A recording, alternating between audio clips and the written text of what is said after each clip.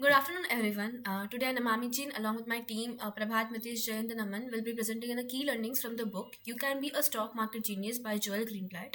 So, Joel Greenblatt is a renowned investor, author, and the founder of the Gotham Capital, a successful hedge fund manager. Over a 20-year period, he achieved an impressive 40% annualized return, significantly outperforming the market, and he's the best known for his magic formula, which focuses on buying undervalued stocks with the high returns on the capital and low price to earnings ratio.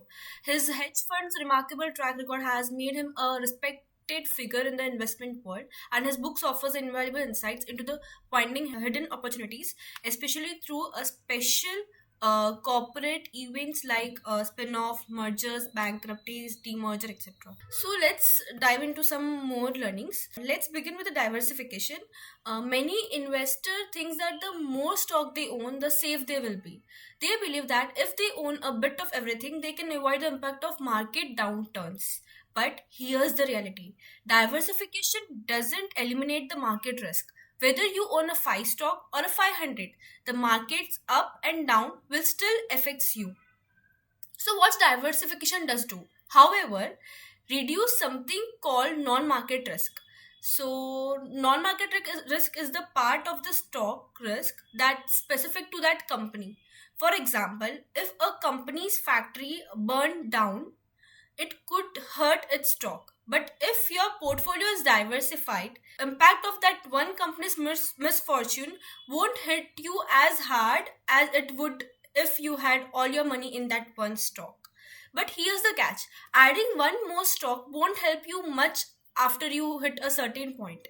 So Greenblatt uses a numerical example to show how owning more stock reduces the non-market risk. For instance, owning just two stock reduced non-market risk by 46% compared to owning just one stock. Owning four stock, that reduction increases to 72%. With eight stock, non-market risk is reduced by 81%. By 16 stock, it is 93%. With 32 stock, you reduce non-market risk by 96%. With the 500 stocks, non-market risk is only reduced by 99%. So, however, the market risk, the risk that affects the overall market, remain unaffected by the diversification. Greenblatt emphasizes that after owning around 6 to 9 stocks in a different industries, adding one more stock yields diminishing returns and reducing risk and market risk remain the same. So diversification is important, but only to a point. You need a strategy that goes beyond just spreading your investment in across your many stocks. So this brings us to the our next thing, that is bargain hunting. The real money in investing comes from the finding opportunities that others overlook. It is about finding situations where the market has mispriced a stock. Corporate events create hidden value. Think about the corporate events like a merger, spin-off, or bankruptcies. These events can create a significant opportunities for investors who are willing to dig deeper. Spin-off, for example, often lead to underpriced stocks because the market doesn't immediately know how to value the new company. So one of the best way to spot bargain is by looking for these special events. So the key is finding investment that other aren't paying attention to. This is how you uncover extraordinary returns, by being the person who see value where the others see risks. However, you must put in the work. The more obscure the investment situation, the higher the potential payoff, but this require efforts, that is researching, understanding the company situation, and acting before the market catches on, which leads to us to our final point, that is do your own work. If you want to succeed in the stock market, you need to take matters into your own hand. Don't rely on an analyst or stockbrokers who are often just pushing sales, or on a generic advice that comes with the commission attached.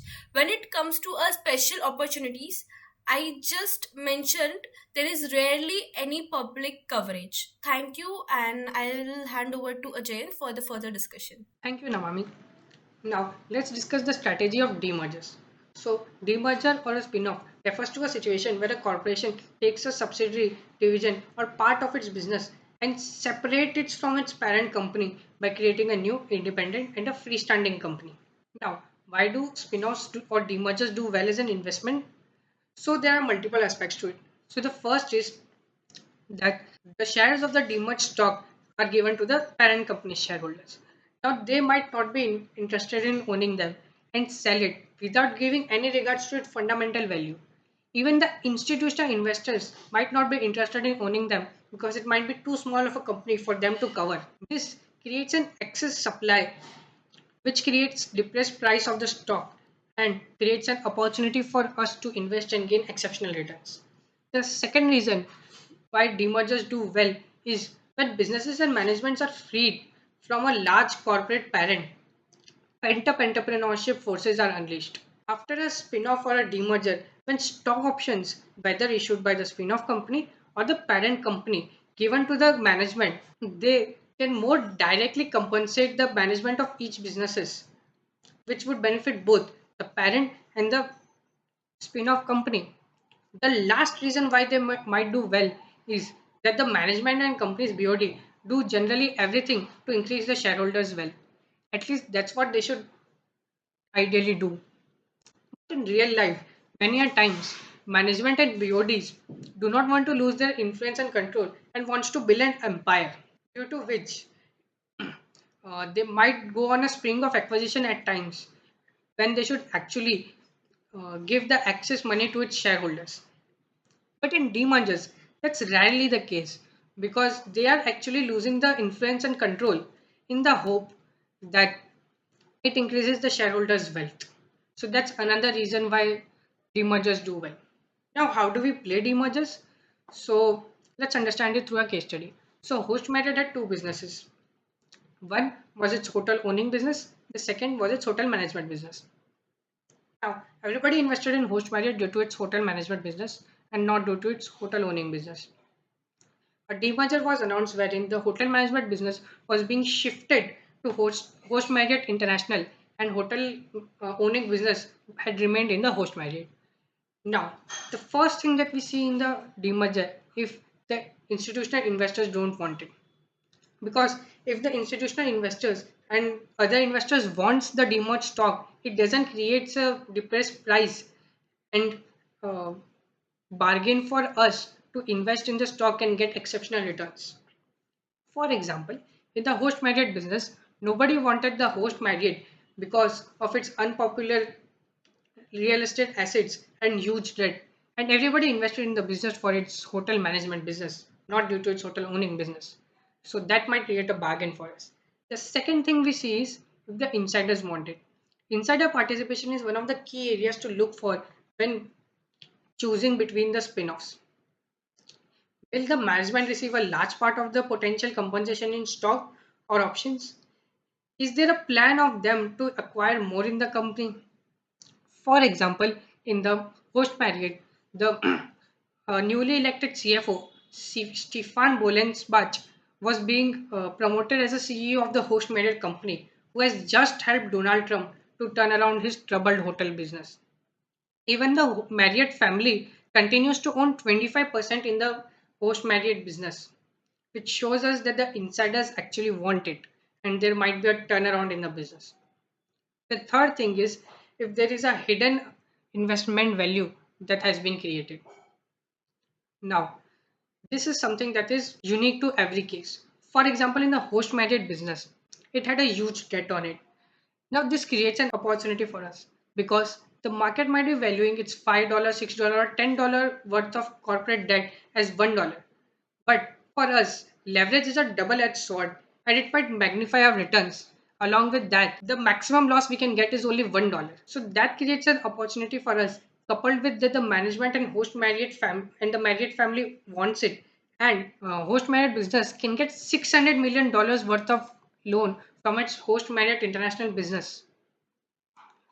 So these were the positives, which makes it an exciting bet for us. And it turned out to be one so.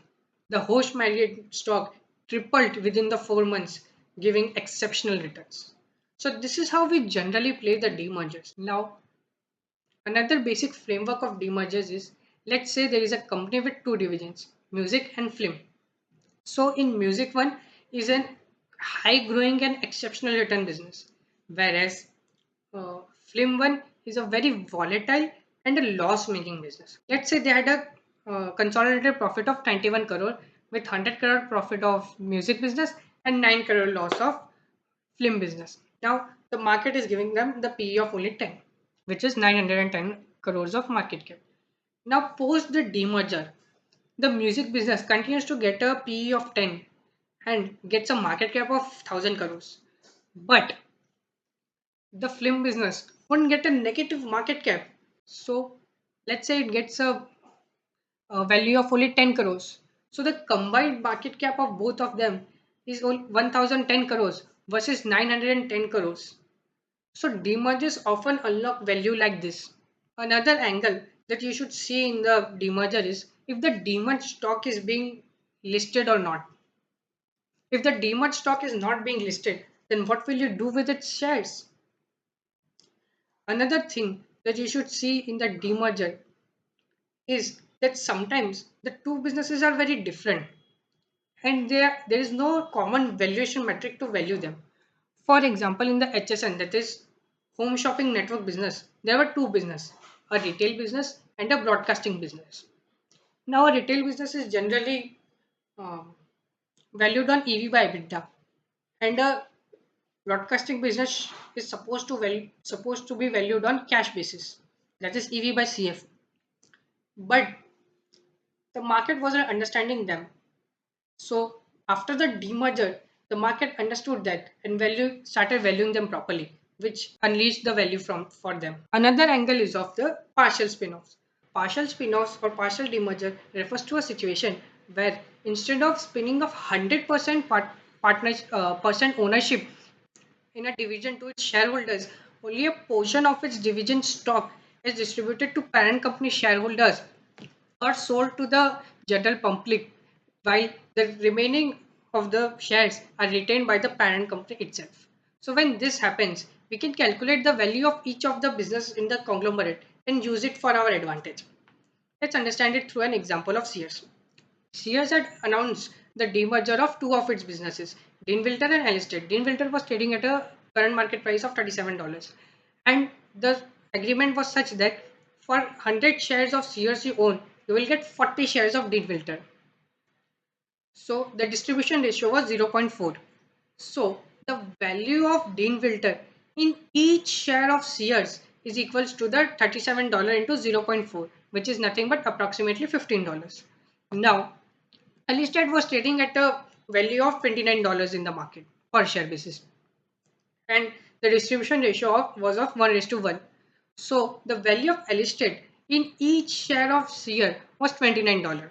Now Sear himself was trading at a $54 per share value. Now only that if we sum $29 with plus $15 equals to $44. Now what is the $10 net worth? So $10 was the worth of its retail business. Now the retail business had two parts, foreign and domestic. Its foreign retail business was worth around $5. Now what is left is its domestic retail business. Its domestic retail business was trading at a $5 per share basis on a $79 per share sales. Whereas when we compared to its peers, whose name was JC Penney, showed sales of about $78 per share and was trading at a price of $44 per share, which was over 56% of sales, while Sears domestic retail was trading at only 6% of sales. So we can clearly figure out that the Sears was trading at a discounted rate than its fundamental value and can take a bet on it and earn a good return. So this is how we play demergers. Now I would like to hand it over to Prabhat for further discussions. Now that we know how to play a demerger, let's move towards a special type of merger opportunity, which is called risk arbitrage, also called merger arbitrage. When a merger or takeover is announced, the stock price of the target company usually jumps, but it doesn't jump all the way to the acquisition price. That gap is called spread, and that spread is where the arbitrager try to make money. Imagine this: a company stock is trading at $38, a merger is announced at $40 per share. There is a spread of $2. An arbitrager buys the stock at $38 and waits. If the deal closes, they will get $40. But that $2 isn't free money. There are mainly two risks associated with it. First risk is deal failure. The merger might collapse due to regulatory issues, financial problems, or unexpected events. If that happens, the stock often falls back to the pre-announcement price. And the second risk is time risk. Even if the deal succeeds, it takes 3 months or a year. Your capital is locked up the entire time. Therefore, there is a risk of time value of money. Let's look at a real case. Florida Cypress Gardens announced a merger where each Cypress share will be exchanged for 0.16 shares of acquirer. The acquirer stock was trading at $51.9. So the implied value per Cypress share was 0.16 times 51.9, that is $8.3. So after the announcement, Cypress stock jumped from $4.5 to $7.5. But since the deal value was $8.3, there was still 80% of upside. The arbitrager bought the Cypress share at $7.5. At the same time, he shorted 0.16 shares of the acquirer at $51.9. This way, if the acquirer stocks moves up or down, the hedge will offset the risk. But two things went wrong. First, a sinkhole literally appeared at the Cypress Gardens theme park. This hurt the business itself and made the merger less attractive. As a result, the deal terms weakened. Second, the acquired stock price rose sharply. If the deal failed, Cypress stock could fall back to the old price of $4.5. At the same time, the arbitrager had shorted the acquired shares. Since the acquired shares has gone up, those shares now had to be bought back at a much higher price. So the hedge, which was supposed to reduce risk, became a source of loss. So the risk flipped. What originally looked like a 50% of upside quietly turned into more than $4 of downside risk. But in the end, the arbitrager recovered 40 cents from the revised merger but lost $1.4 on the hedge position. Net result was about a dollar loss per share. Therefore, in a risk arbitrage, the real question is not about how much you can make, but how much you can lose if the deal breaks. Small spreads can look attractive when annualized, but they often hide large downside risk. Now I will hand over the presentation to Mitesh for further discussions. Thank you, Prabhat. Now let's quickly discuss what merger means. A merger is a transaction where one company combines with another company and shareholders are compensated for giving up their ownership, which means this compensation is usually in the form of cash or shares. But in many cases, company also use additional securities such as bonds, preferred stocks, or warrants. Most investors are not interested in holding these securities, not because the fundamentals are bad or the securities are unattractive, but sometimes their preference or convenience does not match with that. Because when someone buys equity in a business, they want ownership in that business, not a bond or a complex instrument issued by another equity. Because of this mismatch, investors often sell these merger securities immediately after receiving them. This selling is driven by convenience, not by poor fundamentals, and it creates mispricing. If I have to give you example, a quick example will be Superride Foods transaction. The acquirer offered shareholders $25 in cash and $2 face value of preferred stock, which will pay them a 15% dividend and a warrants to buy shares in a new company. Shareholder received one warrant for every 21.5 shares they owned. At the time, the warrants were trading at $6. However, management projected that a newly acquired customer would generate $80 million in profit within next 3 years. But translating to approximately $5 per share in after-tax cash flow. Even at a conservative valuation of 10x free cash flow, the implied value was $50 per share. While management projections should always be treated carefully, the wide gap between price and value, combined with management's own financial commitment, should reduce the downside risk. That was all about mergers.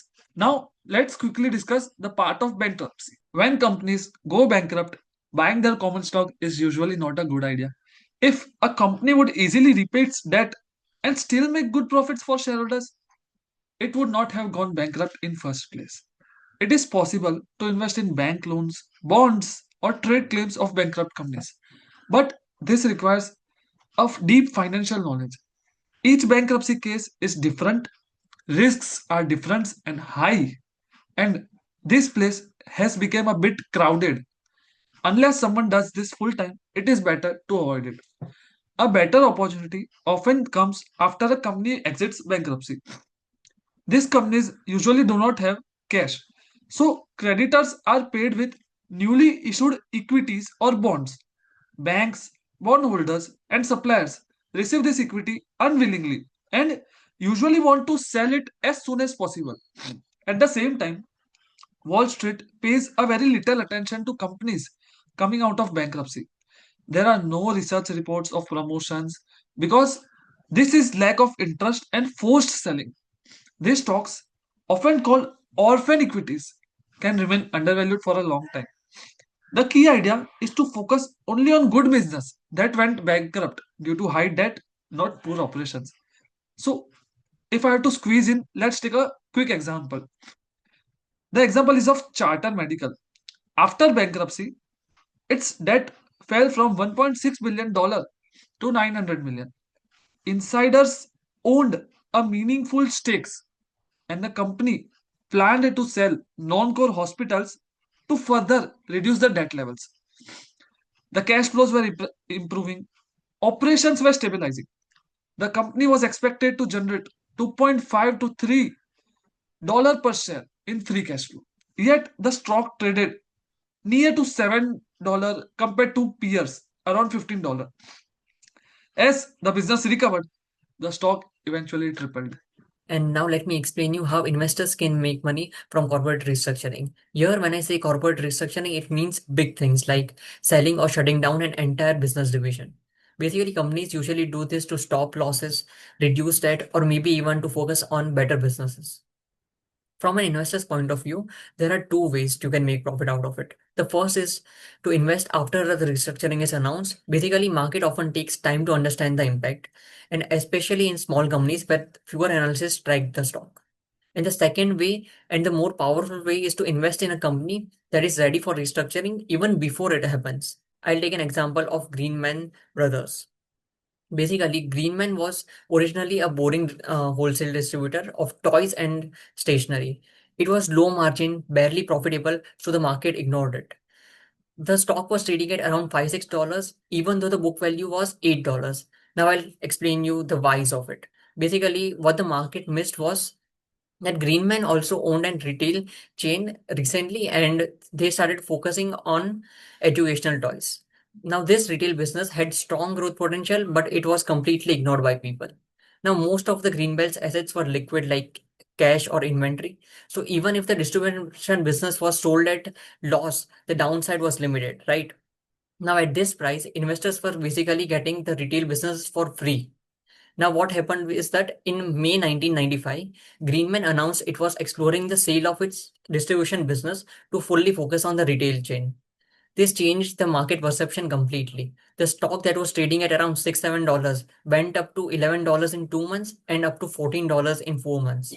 Now, the lesson that I'm trying to get out of it is that corporate restructuring creates opportunities when the market focuses on today's weak business but ignores tomorrow's strong one. So that's it for the book reading, and I'll pass on to Mitesh for economic themes and current affairs. So now let's quickly discuss all about IPOs. Currently they are buzzing.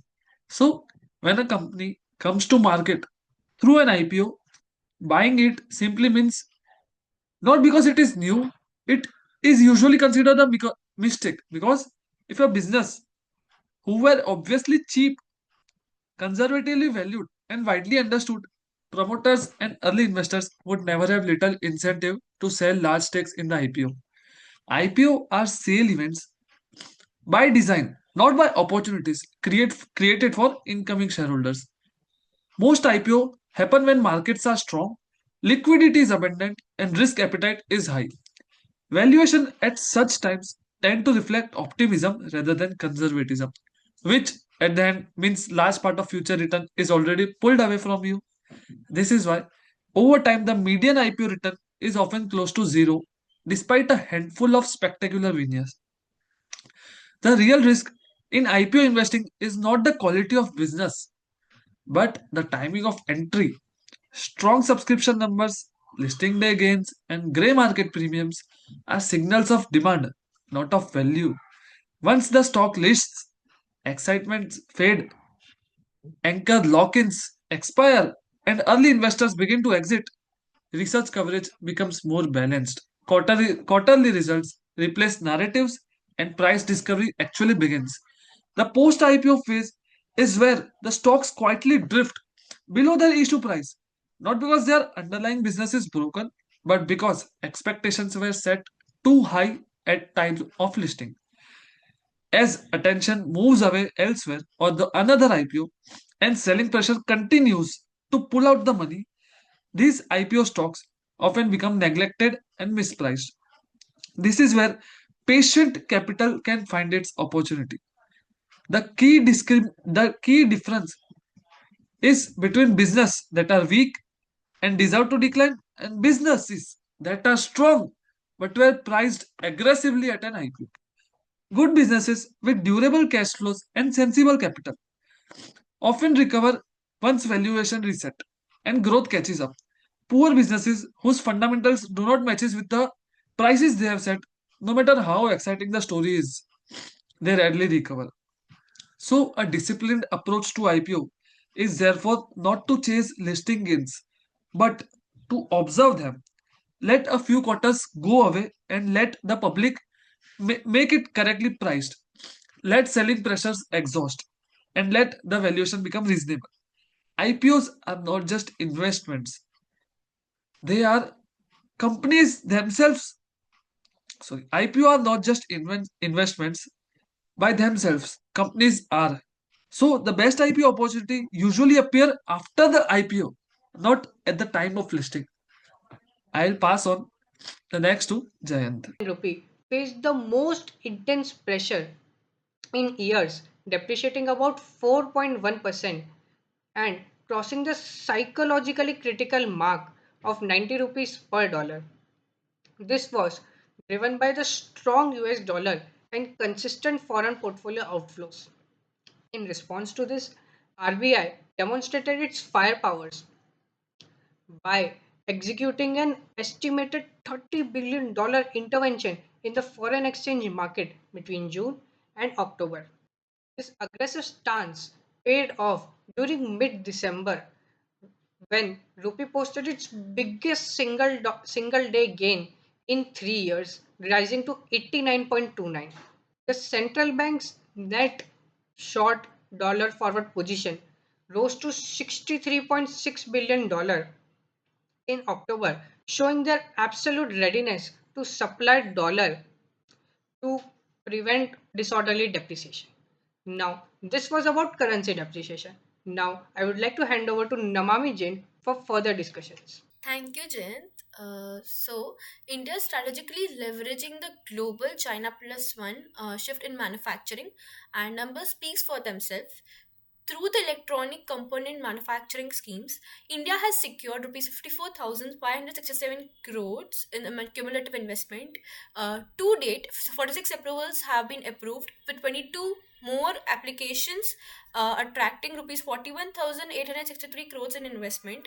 Apple is at the forefront of this transformation, partnering with the five major vendors, that is Foxconn, TDK India, Tata Electronics, and other, who together are investing over rupees 30,000 crores. This is not just a boost to the electronic sector; it is also creating more than 27,000 direct jobs, with 1,000 more across the supply chain.